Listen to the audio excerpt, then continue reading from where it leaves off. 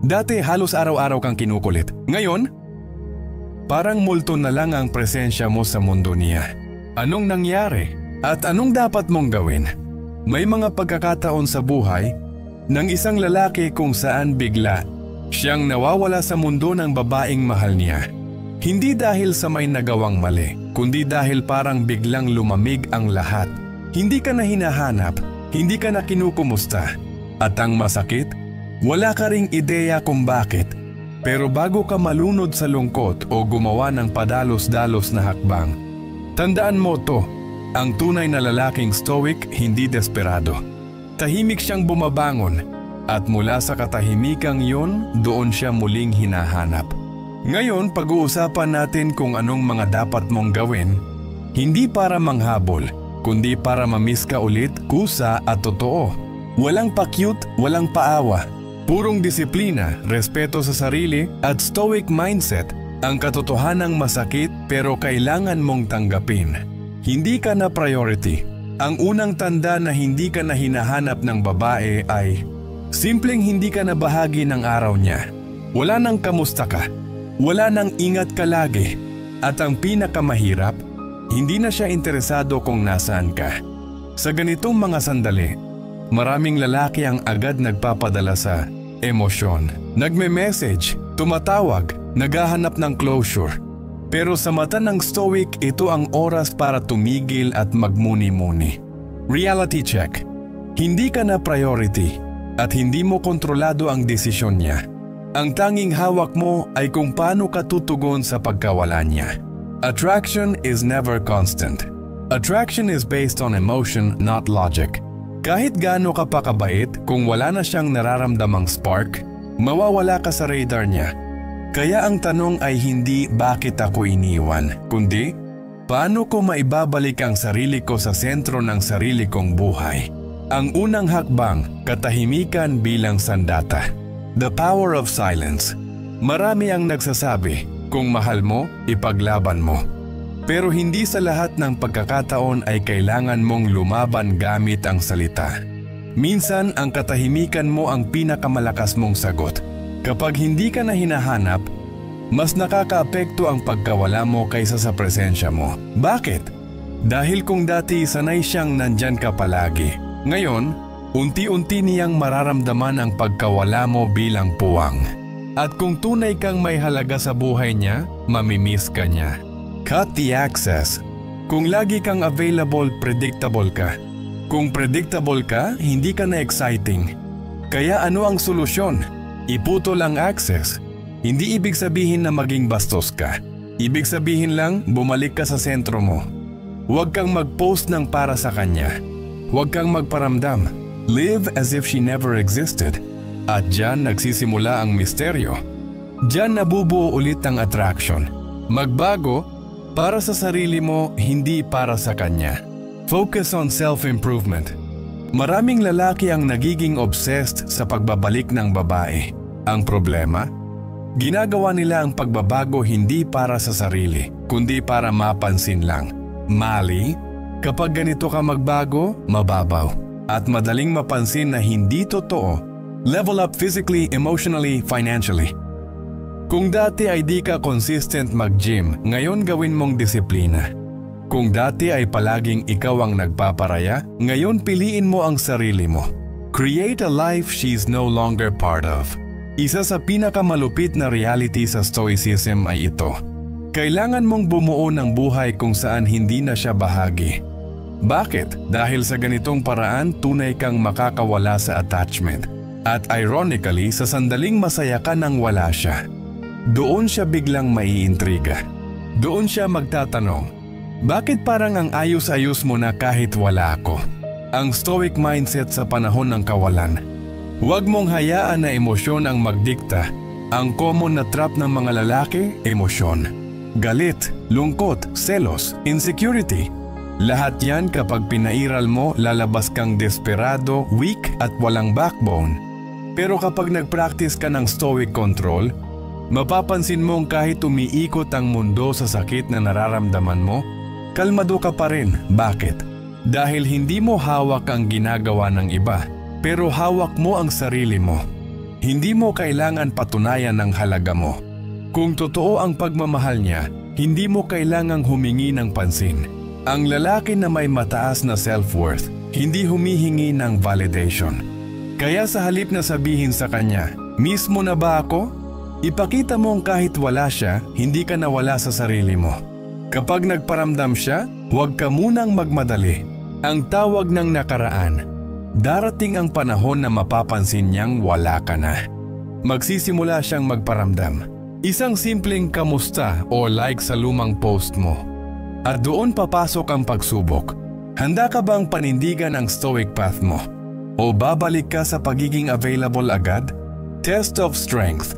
Kapag nagparamdam siya, huwag ka agad tumalon sa tuwa. Tanungin mo muna ang sarili mo. May nabago ba talaga? Worth it ba ang pagbalik niya sa buhay mo ngayon? Ang stoic na lalaki ay hindi basta bumabalik. Pinipili niya kung sino ang pwedeng makapasok muli sa mundo niya. At kung wala siyang bagong ipapakita, huwag kang bumalik sa luma mong sakit. Kung hindi ka na hinahanap ng babae, huwag kang mabahala. Hindi ito katapusan. Sa katunayan, ito ang simula ng panibagong stoic chapter sa buhay mo. Tahimik ka lang, umiwas sa drama, itaas mo ang sarili mo sa emosyon.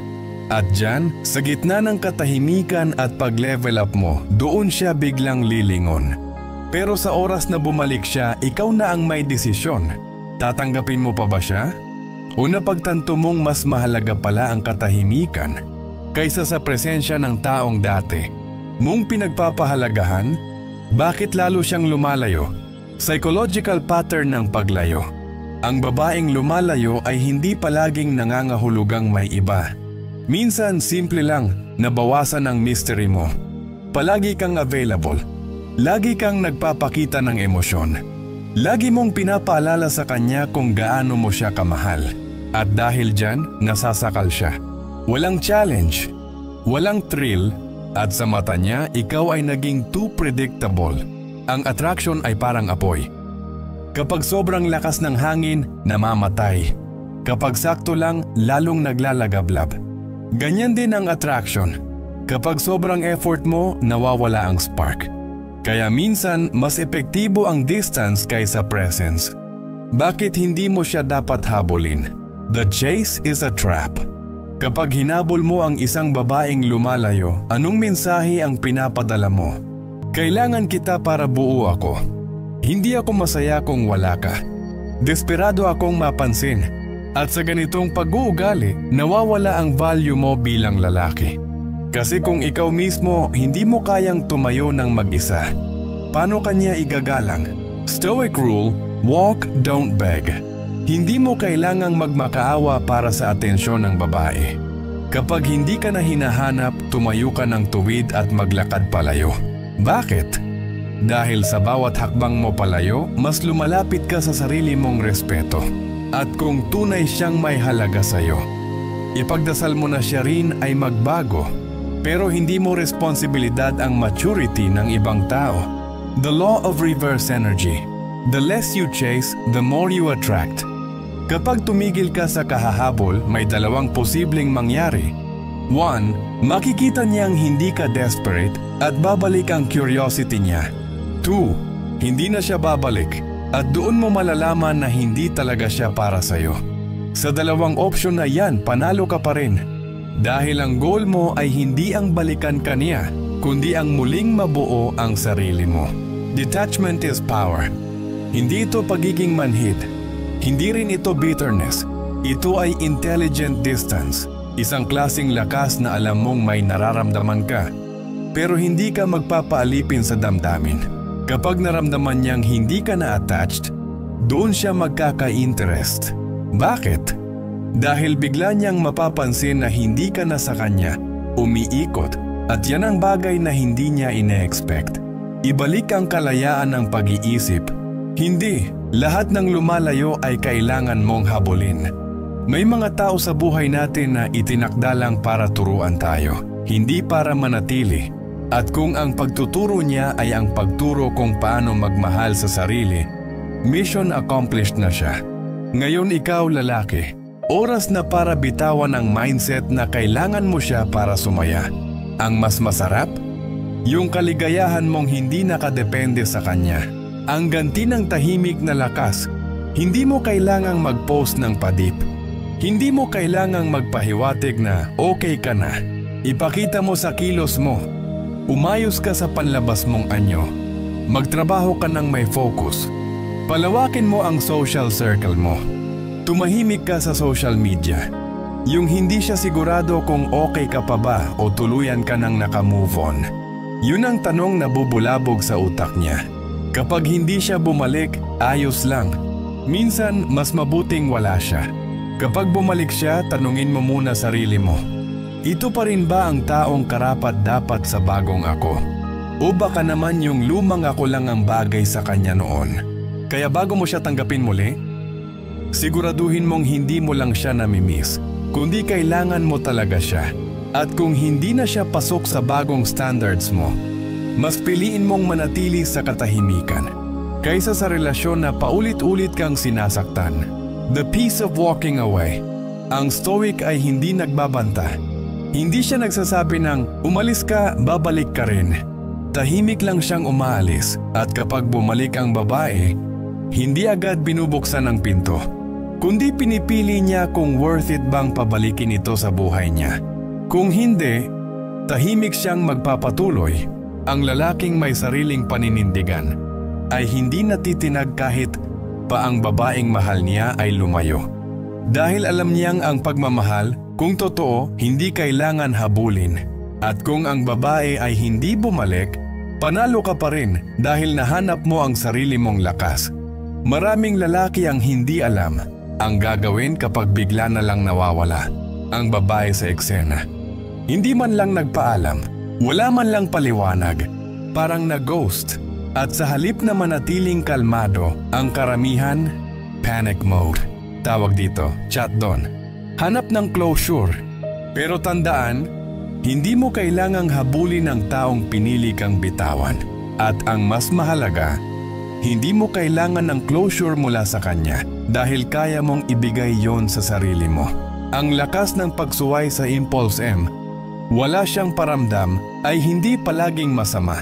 Kapag nawalan ng kontak ang babae, unang reaksyon mo, ano bang mali ang nagawa ko? May iba na ba siya? Hindi ba ako sapat?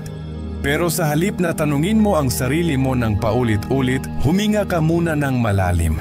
Maybe it's not about you. Maybe it's about her.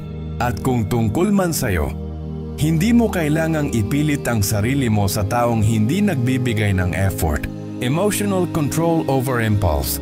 Ang stoic ay hindi nagpapadala sa takot. Hindi siya nagpapadala sa panic. Kapag walang paramdam, kalmado siya. Dahil alam niyang hindi emosyon ang dapat magdikta ng kilos niya, kundi prinsipyo. Kapag gusto mong mag-message out of fear, lumakad ka muna. Kapag gusto mong mangulit dahil sa lungkot, magsulat ka muna. Kapag gusto mong ipaglaban ang wala na, tanungin mo muna kung totoo pa bang may dapat ipaglaban. Paano ka magre-respond sa katahimikan? Choose your silence. Hindi lahat ng katahimikan ay kawalan. Minsan ang katahimikan ay sagot na. At bilang isang stoic, ang response mo sa katahimikan ay hindi emosyon, kundi disiplina. Hindi ka maglalabas ng sama ng loob sa social media. Hindi ka maglalasing at magdrama. Hindi ka magme-message ng bakit di ka na nagre-reply. Dahil alam mong ang tunay na lalaki ay hindi nakikiusap sa atensyon.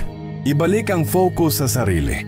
Kesa maghintay ng text niya, unahin mong i-text ang disiplina mo. Mag-aral, magtrabaho, mag-ehersisyo, mag-reflect. Magplano ng mas malalim na buhay. Kapag walang paramdam ang babae, mas bigyan mo ng paramdam ang sarili mong halaga. Ang hindi pagsagot ay sagot na rin. Ghosting is a choice. Kapag pinili kanyang i-ghost, isa lang ibig sabihin niyan. Hindi kanya kayang harapin. At kung hindi kanya kayang harapin, ibig sabihin wala siyang respeto. Hindi lang sa'yo kundi sa sarili niya. At ikaw?